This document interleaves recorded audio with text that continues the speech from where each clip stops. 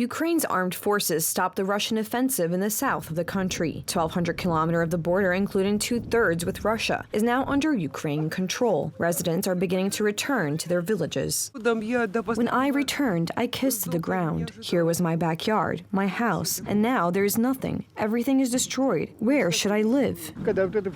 In 2 or 3 days, we will come back. We will continue to live here. We will have to put everything in order. The neighbors are less affected. They invite us to live together. The media began to spread false information that the Kherson region wants to become part of the Russian Federation. This was met with a strong response from the president of Ukraine.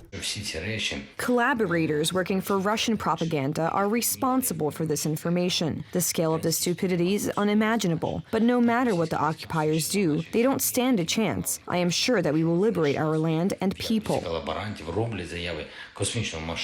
Russians blocked the indicated exits of the underground metallurgical complex Azovstal by a collaborator. At a press conference in Kiev, family members of the defenders made emotional pleas to world leaders and the international community to rescue them. The commander of Ukraine's 36th Marine Brigade, defending there, said Volin, appealed on Twitter to Elon Musk to help evacuate his soldiers to a third country.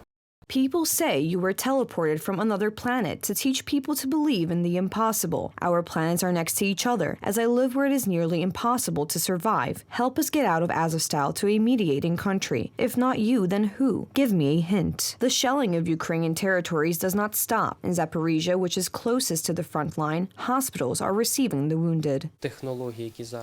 We are carrying aid, but of course we also have to prepare to provide assistance for injuries that occurred during demining, so we will continue to need modern technology to better treat our patients.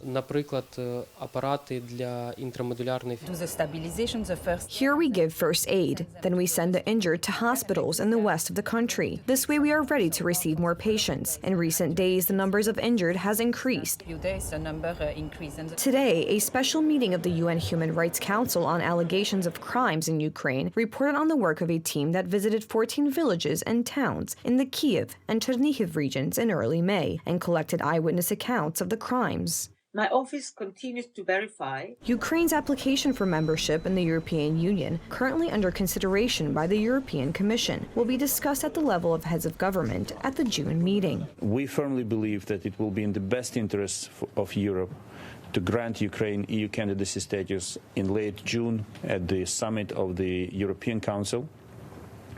And then discussions on the further strategic development of Europe and how it should be structured can continue. The European Commission has approved a plan to help Ukraine export agricultural products. Meanwhile, in the port of Odessa, during the construction of fortifications, territorial defense soldiers found ancient amphorae dating back about 2,500 years. The ancient artifacts were transferred to the Archaeological Museum in the city.